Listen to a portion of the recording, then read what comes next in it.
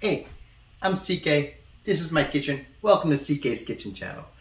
So, I'm on my way to a gathering of actual live human beings. Can you believe that? Real people. We're gonna get together.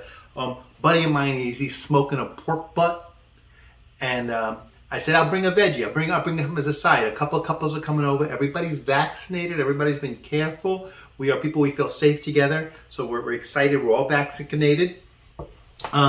So I was looking for something. My friend's daughter's vegan, so I wanted to be my side dish to make sure it's vegan. Obviously, she's not eating the pork butt. Her father's going to make something that's appropriate for her, but I figured the side dish should be appropriate for everyone. So I'm just making a veggie thing. It's Ethiopian in original origin. At least what I read on the internet, I found a thing, and it's cabbage, and it's carrots, and it's potatoes, and it's onions. And but the spices were like cumin and turmeric, and I'm like, hey, it sounds really Indian to me. So you know what I'm doing? I'm gonna Indian it up a little bit. I'm gonna add a little Garam Masala and maybe a little Hing, and make it a little more, a little more Indian. Except I'm gonna use olive oil, which is the recipe called for. And I don't know, Indians don't generally use olive oil. It's not that general. It's usually ghee, but I ain't got no ghee, so I ain't ghee it up. So I decided I'm gonna use colorful potatoes and colorful carrots. White cabbage. I couldn't find a purple cabbage at the grocery store today, so what am I going to do? But anyway, I'm gonna cook this up. So I'm going to prep it. The prepping starts, it's basically thin slicing for the onions and bite-sized chunks for the potatoes and the carrots and shredding of the cabbage. So I'm going to do all those things. But I'm going to do them off camera because you don't need to watch me slice. Hey, I just wanted to dissolve back in for a second to let you know what I'm doing. I just used a good knife. A good chef's knife, Japanese chef's knife there, just to cut up the cabbage into small pieces, kind of, roughly shredded. I didn't use a grater or nothing. It's going to cook down. It's going to be cooked. And I'm going to use this mandolin slicer. Got the onions, sliced onions real thin, and then I'm going to do the carrots the same way. And then I'll come back. We'll mix up some spices. Okay. Okay. Through some careful use of the mandolin, I did not lose any fingertips. But I was able to cut my onions and my carrots to a beautiful thin slice. Let me show you a little more closely, okay? Here you go. See, the onions I cut to like 1/8 of an inch thickness. The carrots I went to more like a 1/4 of an inch. I didn't want it to be so small. And again, I'm using multicolored carrots. I'm using multicolored potatoes. But you ain't got to do that. I realize that there's a level of privilege to spend the extra couple of dollars to be able to do that. But I ain't seen my friends in a social lunch setting in so long. I think it was worth the extra money. And I have the privilege to be able to do it for them, and so I will. You can use orange carrots. You can use whatever potatoes are on sale. It ain't going to make a difference. I don't even know why I did. They don't even deserve it. That's not true. I love these guys. They totally deserve it. Before we start cooking, let's prep our spice mix. So when Peg does this with her Indian spices, she uses this little half a spoon thing. I don't even know what this measures, so I'm going to use traditional measuring spoons. So I'm going to use this ramekin as my spice container. I normally keep salt in a ramekin, so I'm going to put about a teaspoon, just kosher salt, into my ramekin. I'm going to put half a teaspoon of cumin. You know what I need? I need my leveler. I'm going to level. I'm going to level with you guys right here. It's a good set. It comes with a leveler. So half a teaspoon of cumin. I'm going to do a half a teaspoon of garam masala.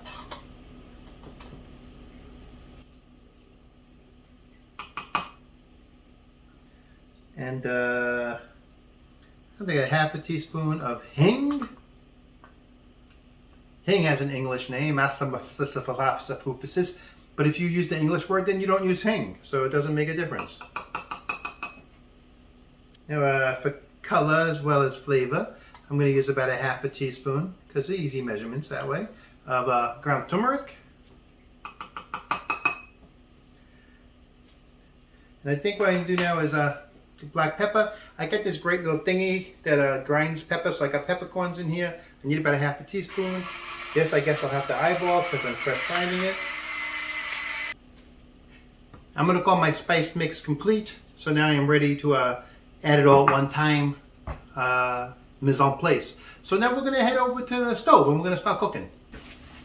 Okay, I heated up some oil in a big pan, a wokish kind of pan, because it's what I got big. I actually doubled this recipe since there's going to be a couple of people over, so I needed a big pan.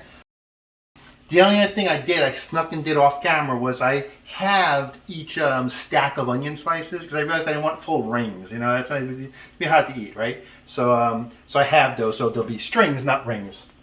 I'm just going to put all those onions and carrots into the pan here.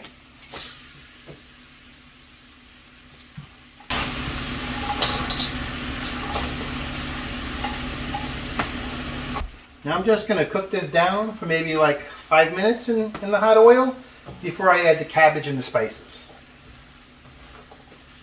Okay, so this is what it's looking like after 5 minutes. You can see those colored carrots are paying off. They're very pretty. I'm going to go ahead and add all my spices in here. Do those a quick toss in the onions and carrots. Just a quick toss, because in is coming the cabbage next.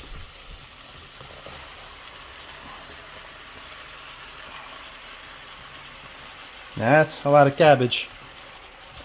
I'm expecting that's going to cook down a lot. I mean, a lot of liquid's going to come out of it too. So this is going to be like a simmer more than anything else probably at some point. Even though I started with oil, because the onions are already releasing liquid and now the cabbage is going to release liquid. So I'm going to stir this around to get the spices going. So I've got the heat turned up to like medium right now. And I'm going to let this sit, maybe I'll give it a stir occasionally for about 15 minutes, maybe 20, depending on how busy I am, before I put the potatoes in.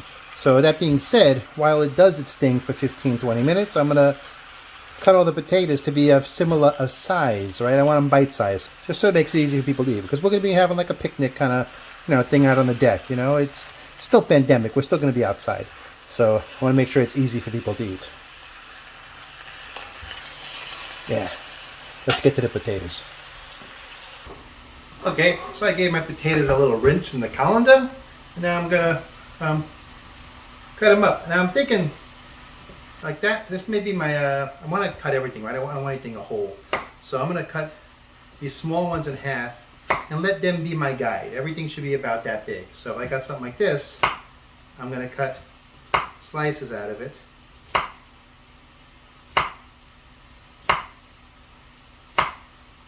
Okay, it's been about 20 minutes. So first thing I'm going to do is I'm going to cut the heat to like medium-low instead of medium. Give it a little stir. I'm going to start putting some taters in here. Put a bunch of them in and then give it a stir. I want to make sure things are stirred up, And then I'll put some more. They're all going in. Everybody's going to the potty.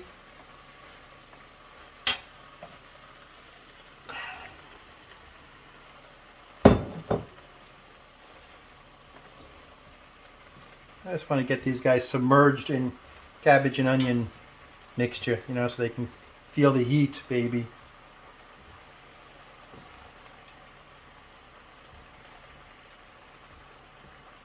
Now with the heat turned down to medium-low, hopefully nothing's going to burn.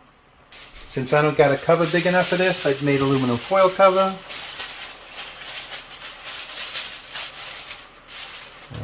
Got a little ledge here. I'm going to put this up this way. This one up this way. See if they can catch. Ka-ching, they catch.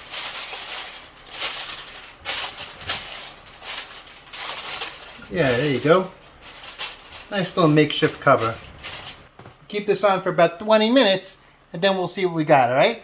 I'll see you soon.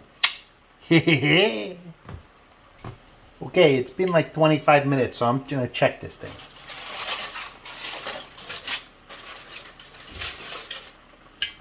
Oh, it looks good. I don't know if the potatoes are going to be soft enough. They may need some more time. It's bubbling, it's sizzling, so it's been in a nice little kind of simmer. It's steaming itself. Let's do a check. Fork, potato. It goes in. But I would not call it fork tender yet. As it is not fork tender, I'm going to give it some more time. I doubled the recipe, so maybe it's going to take a little more time. And to be fair, it said 20 to 30 minutes, and I've only given it 25 minutes. So I'm thinking another 10 minutes at least to try to get those potatoes to soften a little more. I'm going to cover it back up. Okay.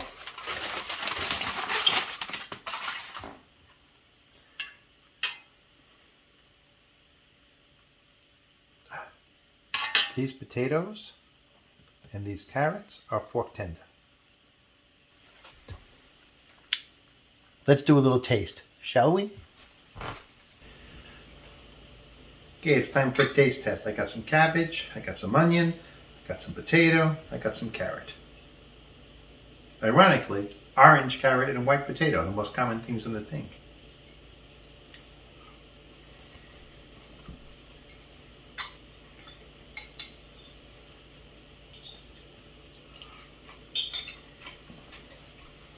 I'm not going to say underseasoned, but I'm going to say mild. It's subtle. Subtle is the word. This is subtle. It's a subtle thing, which is good because I'm bringing it to a mixture of guests, and I don't know, too strong of the Indian spices might be too much for some of these people. I don't know what they eat, but it's definitely got great subtle layers of flavor that I think everybody's going to like it. The cabbage may not like them, you know what I mean? A little But I'm going to package this up to bring to my friends. It's going to be great. At the end of the day, it took a little while for it to cook because I made so much. So if you make the normal amount, that'll be down in the description below, then probably the normal amount of time will work. But, the important thing is when it's fork tender, it's fork tender. If it ain't, you fucked up.